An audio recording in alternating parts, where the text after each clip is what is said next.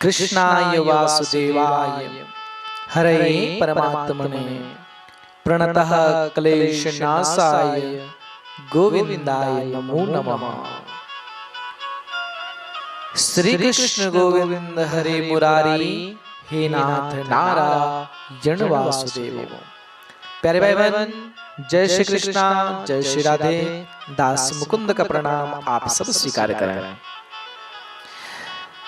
मैं आज सर्वप्रथम भगवान कृष्ण का नाम उच्चारण करते हुए भाव प्रकट किया, क्योंकि आज हम सब लोग गोवर्धन पूजन की चर्चा करेंगे।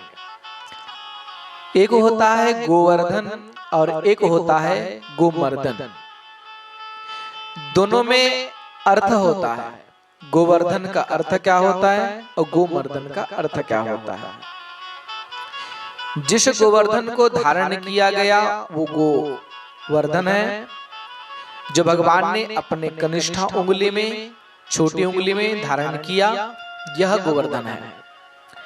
गोवर्धन पूजन प्रत्येक वर्ष हमारी बहन, हमारे पिताश्री, हमारे दादा परदादा बुजुर्गों ने मनाते हुए लेकर के आया, और आज हम सब फिर इस गोवर्धन का चर्चा करते हैं।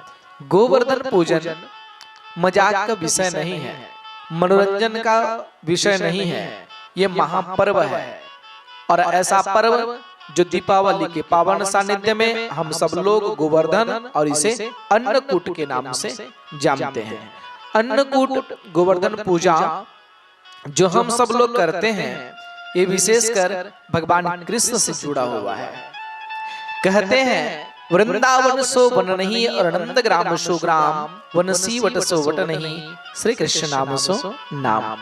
मेरे कृष्ण सब गोपियन से बड़ा प्रेम करते हैं, गोप ग्वालों से बड़ा स्नेह करते हैं, और गोपियन की चर्चा ही क्या करो जो कृष्ण के लिए अपने आप को न्योछावर कर दिए हैं। मेरे तो गिरधर गोपाल दूसरों ना कोई। अब दूसरे से मतलब ही क्या है जब गिरधर गोपाल मिल जाए।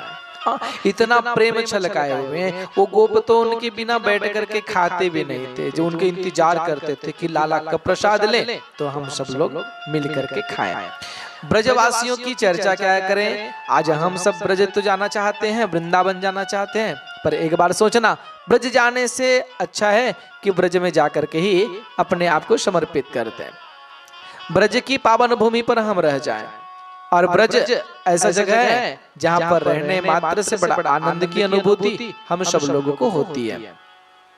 वृंदावन में रहने से, ब्रज की ऐसे धरा पर रहने से बड़ा आनंद की अनुभूति प्राप्त होती है। अब सोचिए, जहां मेरे कृष्ण हैं, जहां उन्होंने क्रीड़ाएं किए, जहां पर वे खेल किए, उस भूमि की विशेषताएं क्या होगी।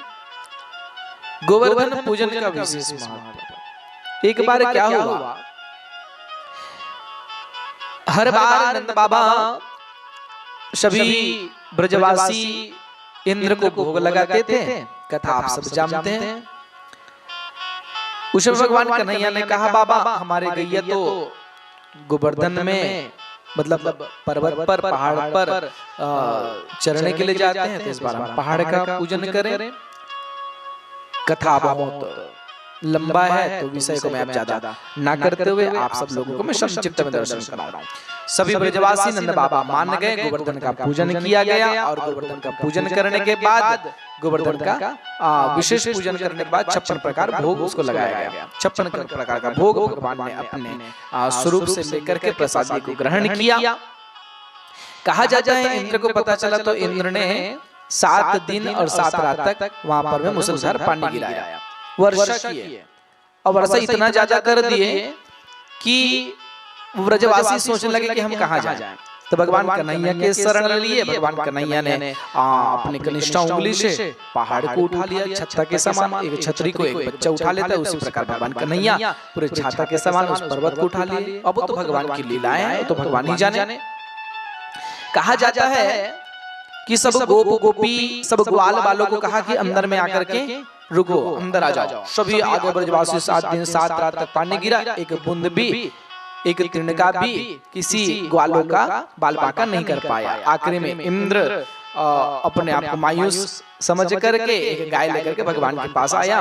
भगवान ने उसको फटकार लगाया और जैसे फटकार लगाया हुआ है तो भगवान गोवर्धन जी को भगवान को रखना था 7 दिन में। जैसे भगवान ने गोवर्धन जी को नीचे में रखा उस दिन सभी को कहा कि अब चलिए अन्नकूट करें, मतलब एक ऐसा महोत्सव जो गोवर्धन पहाड़ को उठाने के बाद भगवान ने हम सबने लीला का दर्शन सुने हैं। कहते हैं अन्नकूट में जिस प्रकार से हम अपने व्यवहारिक जगत में इस संसार में एक पिता से देखे, हमने एक दादा परदादा से देखे तो गोबर का चित्र बनाया जाता है, कुछ गोप ग्वालों का चित्र बनाते हैं, मेरे कृष्ण का चित्र बनाते हैं और पर्वत बना करके उसमें कुछ दूध रखते हैं, कुछ मेवा मिष्ठान रखते हैं। पूजन की सामग्री रखना चाहिए। विशेषकर पूजन हम कैसे करें? गोवर्धन पूजन के दिन गैया को स्नान कराना चाहिए, घर में बैल है तो बैल को स्नान कराना चाहिए, नहलाना धुलाना चाहिए, स्वच्छ करना चाहिए, क्योंकि भगवान कृष्ण गाय से बड़ा प्रेम करते हैं। गोप ग्वाल से तो प्रेम करती हैं पर गाय से बड़ा प्रेम करते हैं, इसलिए भगवान कृष्ण का नाम गोपाल है। गाय को चराने की वजह से, गाय की सेवा करने की वजह से भगवान कृष्ण का नाम गोपाल पड़ा है। तो इस दिन हम सब मिल करके सबसे पहले गाय की सेवा करें, गौ माता को जूठन भोजन ना कराएं।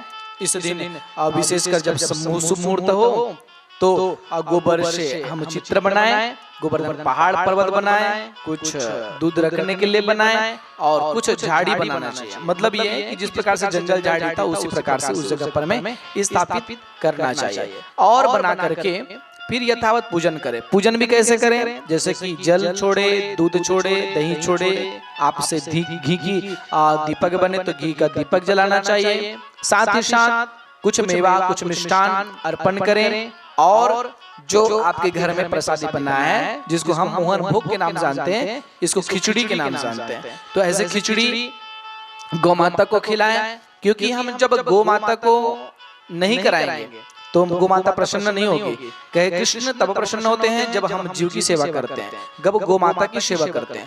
तो गाय को उस दिन खिचड़ी खिलाया जाता है, मोहन भोग कराया जाता है। मोहन भोग कराने से भगवान कृष्ण अति प्रसन्न होते हैं। हमारे बलदाऊ भैया गोपक वाले बहुत आनंदित होते हैं। तो उस दिन आनंद पूर्वक उसी गोवर्धन पर्वत को लांघते हुए गैया को ले जाते हैं, ला करके उनको खिचड़ी खिलाया जाता है। भगवान अन्नकूट के दिन अन्नकूट में इतना आनंद के साथ पूरे ब्रजवासी के साथ बैठ करके अन्नकूट का आनंद लिया, गोवर्धन पूजन का आनंद लिया। कहते हैं जो गोवर्धन पूजन करते हैं उसे भगवान कृष्ण की कृपा प्राप्त होती है, बलदाऊ भैया की कृपा प्राप्त होती है। और जो वृंदावन में इस लीलाओं का दर्शन करते हैं तो उसकी तो चर्चाएं क्या, वो तो भगवान कृष्ण के ही हो जाते हैं। तो आप यदि घर में हैं तो घर में रह करके श्री गोवर्धन महाराज का ध्यान करें और गोवर्धन जी का जब पूजन हो जाए पूरा तो 7 बार परिक्रमा अवश्य लगाए। यदि कोई गोवर्धन ना जा करके घर में ही गोवर्धन पहाड़ का पूजन करके गोवर्धन का परिक्रमा लगाता है, उसे उसका फल पुनः मिल जाता है। तो यह क्रिया आप अपने परिवार के साथ बैठ करके करें। शुभ समय शुभ मुहूर्त पर में जो भगवान कृष्ण ने गोवर्धन का पूजन किया था उसी भाव के साथ अपने परिवार के साथ बैठ करके गाय का पूजन करें और श्री गोवर्धन जी महाराज का पूजन करके उसे 56 प्रकार के भोग लगाएं और स्वयं परिवार के साथ हर्षोल्लास के साथ में आनंद की धारा को मनाएं। अपने परिवार को यह प्रसादी देना चाहिए। जो खिचड़ी की प्रसादी जो आप बनाए हैं इसे आसपास क्षेत्र में आपको बांटना चाहिए और सभी मिलकर के अंत में उस प्रसादी को खाना चाहिए, क्योंकि वो भगवान कृष्ण का प्रसादी है, वो गौ माता की प्रसादी है। भगवान कृष्ण तो सब ग्वालों के साथ बैठ करके भोजन करते थे, एक जगह बैठ करके सबके साथ, उसे कोई जूठन माना नहीं जाता था। भगवान कृष्ण की जहाँ कृपा हो उसे कहना ही क्या। तो आप सब लोग मिलकर के श्री गोवर्धन जी का पूजन करें, अपने परिवार के साथ आनंदित हो। और मैं आप सब लोगों को बस इतना ही कहना चाहता हूँ, श्री गोवर्धन जी महाराज की पूजन में गोवर्धन पूजन की ढेर सारी शुभकामनाओं के साथ आपके जीवन मंगलमय हो। श्री भगवान कृष्ण की अपार कृपा आपके जीवन में हमेशा बना रहे। इस वीडियो को अधिक से अधिक शेयर करें और अपने कमेंट बॉक्स में कमेंट करें, चैनल को सब्सक्राइब करें, अपने व्हाट्सएप में स्टेटस में अवश्य लगाएं। जय श्री कृष्ण, जय श्री